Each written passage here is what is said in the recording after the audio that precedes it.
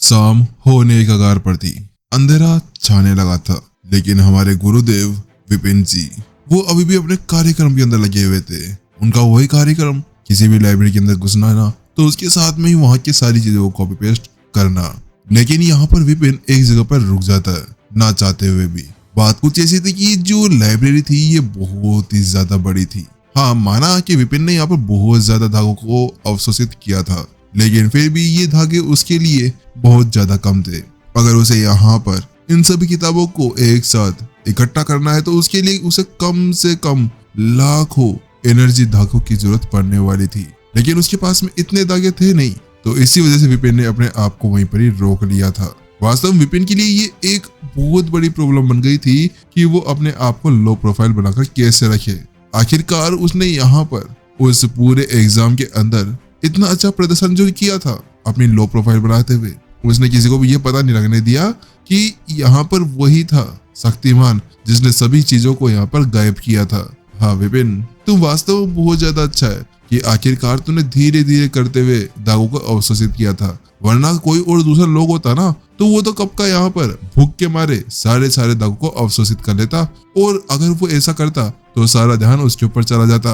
लेकिन विपिन तू बहुत ज्यादा अच्छा है कि तूने यहाँ पर केवल 10,000 दागों को यहाँ पर अवशोषित किया था। जो विपिन था वो मन ही मन के अंदर अपने आप को शाबाशी दे रहा था, लेकिन उसको क्या पता था कि वो भाला भाला विपिन यहाँ पर अपने आप को जब शाबाशी दे रहा था कि ऐसी बातें सुनकर जो विपिन अपने मन में सोच रहा था, अगर वो किसी और को बोल देता ना तो बेचारा दूसरा आदमी तो यहाँ पर मारा जाता, या फिर वो ऐसा कहता कि प्रभु तुम प्रभु नहीं हो, तुम प्रभु के भी प्रभु हो, आखिरकार तुम आकाश से गए हो, या फिर वो तो खुद मरता या इसको भी मार डालता।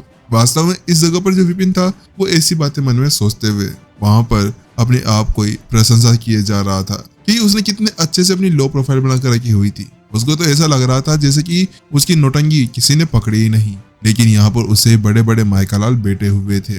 विपिन यही करते हुए वहां पर एक शब्द कहता है, कंबाइन। जैसे वो ऐसा कहता है कि अचानक से बहुत सारी किताबें वहां पर एक साथ एक किताब के अंदर मिलना शुरू हो जाती है, और उन सभी किताबों के अंदर कई सारे एनर्जी के धागे उसके अंदर जाना शुरू हो जाते हैं। जब धीरे धीरे करते वो सारी किताबें वहां पर कंबाइन होती है तो उसके साथ में वहां पर विपिन के सामने एक किताब बनकर आ जाती है। जैसे विपिन उस किताब को पकड़ता है तो उसको ऐसा महसूस होता है जैसे कि उसके अंदर से एक राजसी एनर्जी बाहर निकल रही हो। वो एनर्जी ऐसी थी जिसको भी यहाँ पर किसी को भी नीचे झुका सके। विपिन उसको अपने हाथ में लेने के साथ में ही उसका पहला पन्ना पढ़ता है तो उसके अंदर लिखा हुआ था, स्रोत ऊर्जा को यहाँ पर परिष्कृत करने यानी कि इसको रिफाइन करने के लिए आपको एक भट्टी की जरूरत पड़ने वाली थी। जो भट्टी का ग्रेड होता है वो अधिकतम होता जाता है। अगर जैसे जैसे उसका ग्रेड बढ़ता है वैसे वैसे आप वहां पर एनर्जी को अपने अंदर एब्जॉर्ब करना और उसको रिफाइन करने में उतनी ज्यादा आसानी होगी। आप जितने ज्यादा उसको अपग्रेड करोगे उतने ज्यादा धागों को आप जल्दी जल्दी अवशोषित करते रहोगे। सामान्यतः यहाँ पर कहा जाए ना तो भट्टी के कम से कम यहाँ पर 6 तरह के ग्रेड्स माने जाते हैं, निम्न, मध्य, उच्च, सर्वोच्च, शाही और शाही ग्रेड। ये ग्रेड होते हैं जो भट्टी के अंदर माने जाते हैं, और इन सभी के अंदर भी अलग अलग कार्यशैली होती है। जैसे कि यहाँ पर निम्न श्रेणी की जो एक भट्टी होती है ना वो अधिकतम पौधे पेड़ पौधे इन सभी की यहाँ पर एनर्जी को अवशोषित कर कर उसे अपने शरीर के लिए काम में बनाती है। हाँ, माना कि यहाँ पर पेड़ पौधे कमजोर शक्ति के साथ में निर्माण किए जाते हैं, लेकिन ये यहाँ पर सर्वव्यापी भी मानी जाती है। मध्यम श्रेणी की जो भट्टियां होती है वो अक्सर यहाँ पर दुर्लभ औषधियों के साथ में बनकर मिलती है। उच्च श्रेणी की जो भट्टियां होती है उसे यहाँ पर स्रोत जानवरों का यूज कर बनाया जाता है, यानी कि बीस्टों का, उनके कोड्स का यहाँ पर यूज किया जाता है। सर्वोच्च श्रेणी की जो भट्टियां होती है उनका यूज करने के लिए यहाँ पर आपको स्वर्ग की भाग्य ऊर्जा को यहाँ पर यूज करना होगा, जिसके बाद में आप सर्वोच्च श्रेणी की उस भट्टी को यूज कर सकते हैं। उसके बाद में आता है शाही श्रेणी की भट्टी। ये वास्तव में बहुत ज्यादा दुर्लभ होती है, इसको पाना बहुत ज्यादा मुश्किल होता है क्योंकि वास्तव में इसको बनाने के लिए यहाँ पर शाही और बहुत ज्यादा महंगे महंगे खजानों की जरूरत पड़ जाती है।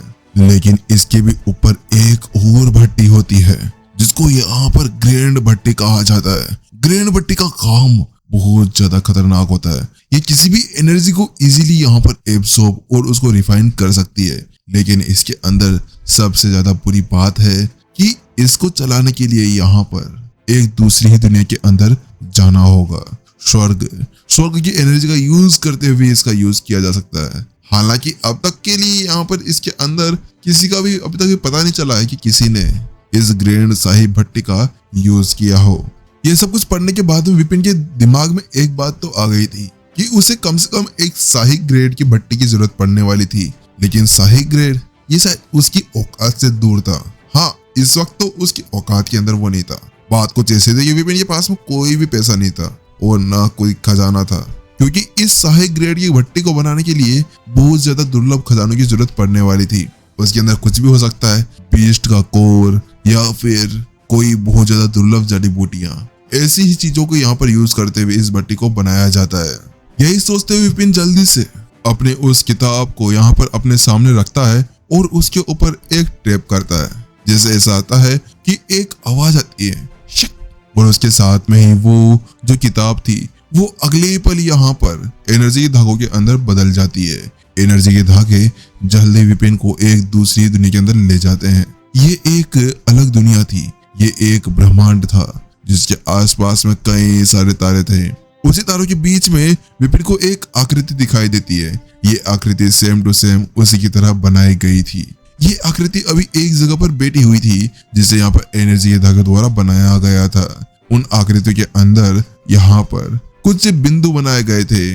जैसे कि यहाँ पर मेरिडियंस होते हैं, वैसे ही उन सभी बिंदुओं को लगाया गया था। उन सभी बिंदुओं को यहाँ पर दर्शाया जाता है कि कैसे यहाँ पर एक कोर को बनाया जाता है। और उसके अंदर भट्टी थी, यानी कि एक ऐसी भट्टी जो सारी एनर्जी को यहाँ पर एब्जॉर्ब करती है और उसे रिफाइन करने के बाद में उसे एक शरीर के लिए उपयोग करने के लिए बनाई दी जाती है। लेकिन इस जगह पर ये जो टेक्निक थी जो विपिन अभी यहाँ पे यूज कर रहा था, ये किसी और की नहीं, ये मास्टर शेख की टेक्निक थी। जो मास्टर शेख के पास में उनकी वो पावर थी, उसी का यूज करते हुए विपिन अभी अपने सामने ये सब कुछ कर रहा था। बात कुछ ऐसी थी कि मास्टर शेख ने भी इसी का यूज करते हुए कई सारी एनर्जी को यहाँ पर अपने स्टूडेंट्स के अंदर भेजा था। तभी तो उन्होंने अपने उस टाइम के अंदर 72 नहीं 3000 स्टूडेंट्स को बनाया था। लेकिन अब ये देखने के बाद में कि अब विपिन इस जगह पर कुछ नहीं कर सकता था, क्योंकि उसके पास में अभी तक भी यहाँ पर ये नहीं समझ में आ रहा था कि वो कैसे एक भट्टी का निर्माण करे। उसे एक पावरफुल भट्टी चाहिए थी। ये सोचते हुए वो जल्द ही अपनी बनाई गई सोर्स की उस दुनिया के अंदर चला जाता है। लेकिन जब वो वहां जाकर देखता है तो उसके साथ में वहां का नजारा देखकर वो पूरी तरह से हैरान रह चुका था। बात कुछ ऐसी थी कि धीरे धीरे करते हुए जो यहाँ पर सोर्स एनर्जी की दुनिया उसने बनाई थी ना, उसके अंदर पहाड़ नदियां बनना शुरू हो चुकी थी। और ये सब कुछ देखकर विपिन का दिमाग फिर गया था। लेकिन अचानक से उसकी निगाहें एक जगह पर जाती है। वो पाता है कि ग्रीन कलर की जो सोर्स एनर्जी थी वो अभी आसमान के अंदर थी, लेकिन वहां पर कुछ अलग सा चमत्कार होता है। ये कुछ शायद यहाँ पर केमिकल रिएक्शन था या कुछ ऐसा ही, क्योंकि जब विपिन देखता है तो वो पाता है कि वो जो ग्रीन कलर की एनर्जी थी वो वहां पर नीचे आ रही थी। लेकिन जब वो नीचे आ रही थी तो नीचे आते आते वो एनर्जी गोल्डन येलो कलर के अंदर बदल जाती है। वो गोल्डन येलो कलर वास्तव में ऐसा लग रहा था जैसे कि अद्वितीय हो। उस चीज को देखने के साथ विपिन की आंखें सिकुड़ जाती है और वो कहने लगता है, क्या ये एनर्जी मुझे यहाँ पर परिचित क्यों नहीं लग रही? ये बिल्कुल परिचित लग रही है, विपिन यहाँ पर कहता है। बात कुछ ऐसी थी, विपिन को यहाँ पर कुछ महसूस होता है और जैसे उसको ये महसूस होता है कि उसकी आंखों के अंदर यहाँ पर सितारे चमकने लगते हैं। वो कहता है, दत्त तेरे की, अरे यार मैं भी कितना बड़ा बेवकूफ हूँ। आखिरकार मेरे सामने यहाँ पर एक बहुत ही ज्यादा विशाल बड़ी भट्टी पड़ी थी और मैं वहां पर उस सोर्स एनर्जी को लेने के लिए चला गया। धत तेरे की, आखिरकार ये चल क्या रहा है? विपिन ऐसी बातें इसलिए कर रहा था कि जो उसने यहाँ पर सोर्स ऊर्जा को यहाँ पर एब्जॉर्ब कर इस दुनिया के अंदर भेजा था, वो सोर्स ऊर्जा अब यहाँ पर बदल कर एक गोल्डन ऊर्जा का निर्माण कर रही थी। ये कुछ आध्यात्मिक एनर्जी जैसा था जो उसको यहाँ पर बहुत ज्यादा एक जैसी लग रही थी। ये चीज देखने के बाद में विपिन का दिमाग फिर जाता है। वो कहता है, अगर ये ऐसा चलता रहा तो मुझे यहाँ पर किसी भट्टी की जरूरत पड़ने वाली नहीं है। मेरी ये दुनिया ही मेरे लिए भट्टी का काम कर रही है। वास्तव में यहाँ पर ये इसको रिफाइन कर मेरे लिए और ज्यादा पावरफुल एनर्जी का निर्माण कर रही है। ये वास्तव में सोर्स ऊर्जा से बहुत ज्यादा पावरफुल ऊर्जा विपिन के सामने उसको नजर आती है, जो ऊर्जा देखने में उसे बहुत ज्यादा भयावह लग रही थी।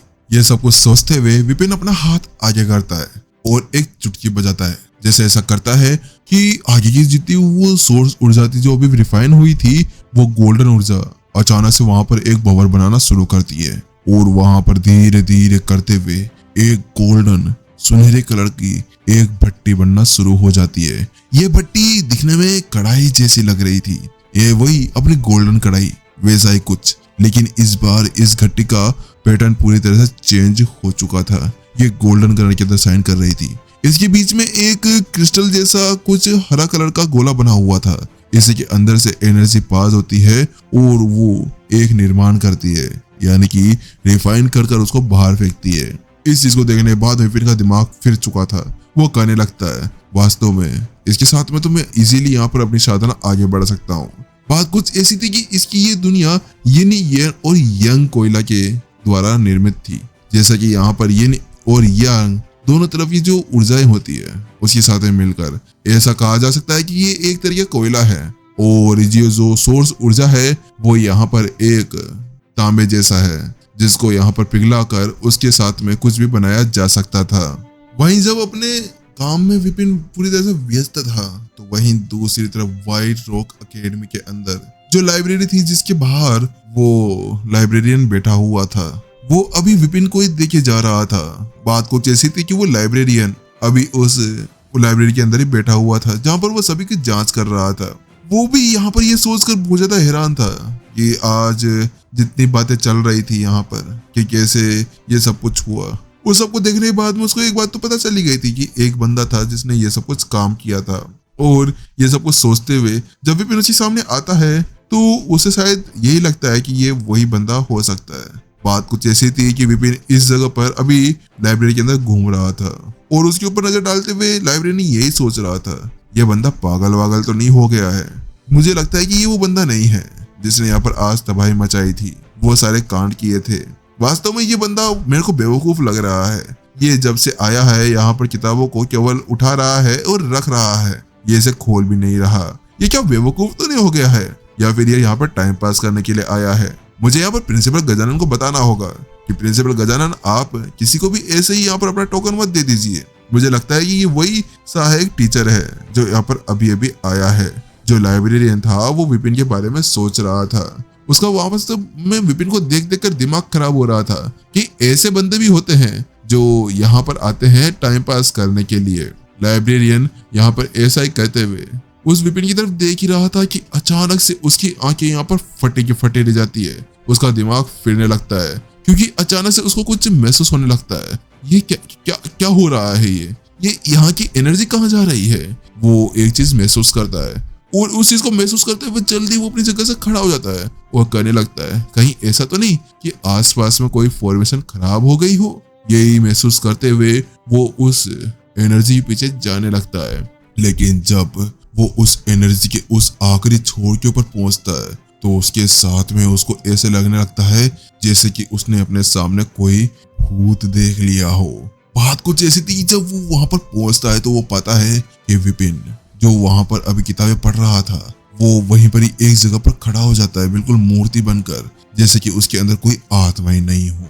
लेकिन उसको यहाँ पर सबसे ज्यादा बड़ा झटका जब लगता है जब वो उसके ऊपर देखता है तो वो पाता है कि वहां पर एक बड़ा सा विशाल भंवर बनने वाला है। उस चीज को देखने के बाद में उस बंदे को समझ नहीं आ रहा था कि वो क्या करे। लेकिन जब वो उससे पहले कुछ कर पाता कि उससे पहले ही ढक ढक ढक ढक ढक ढक करते हुए वो सारी की सारी लाइब्रेरी वहां पर हिलने लगती है। ऐसा लग रहा था जैसे कि वहां पर भूकंप आ गया हो। वास्तव में वहां की किताबें भी धड़ धड़ करते हुए नीचे की तरफ गिरने लगी थी। जैसे ही वो वहां पर उस चीज को देखता है तो उसके साथ में उसका दिमाग पूरी तरह सन रह जाता है। ये बंदा यहाँ पर क्या कर रहा है? इसका दिमाग तो खराब नहीं हो गया है? आखिरकार ये चल क्या रहा है? नहीं नहीं, ये नहीं हो सकता। कहीं ये यहाँ पर उस फॉर्मेशन की तरह ये नहीं।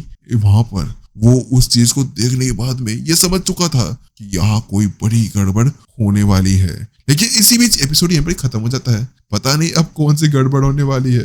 भाई प्लीज विपिन यार ऐसा मत करे, ये बेचारे लोग तेरे को यहाँ पर रखना चाहते हैं, लेकिन तू इनकी इज्जत के ऊपर यहाँ पर हाथ डालेगा। ना ना भाई ऐसा मत करे। लेकिन गाइस देखते हैं कि विपिन यहाँ पर क्या करता है। क्या वो यहाँ पर इनके ऊपर थोड़ा रहम करेगा या फिर इनका रहम का अचार बनाकर खा जाएगा। चलिए जल्दी मिलते हैं नेक्स्ट एपिसोड के अंदर। इसके अलावा अगर आप लोग नए हैं तो माफ करना, रेगुलर एपिसोड नहीं आ पा रहे हैं, लेकिन लाइक जरूर कर देना। बस एक लाइक चाहिए होता है ताकि बाकी बंदों को भी यहाँ पर पता चले और जल्दी हम इस स्टोरी को भी थोड़ा सा आगे बढ़ाएं। इसके अलावा गाइज यार देखो, मैंने कुछ नया ट्राई किया है और एक और न्यू स्टोरी यहाँ पर हम रेडी कर रहे हैं, वो भी बहुत ज्यादा अच्छी है, आप लोगों को अच्छी लगेगी, लेकिन उसकी लैंग्वेज थोड़ी सी आपको अलग लगने वाली है। ठीक है, जैसे कि आप लोग सुन लेना, मैं थोड़ा टाइम के अंदर उस वीडियो को भी अपलोड करता हूँ। कुछ एपिसोड एक साथ बना लेते हैं फिर आप लोगों के लिए अपलोड करते हैं। चलिए जल्दी मिलते हैं, टाटा बाय बाय सायोनारा।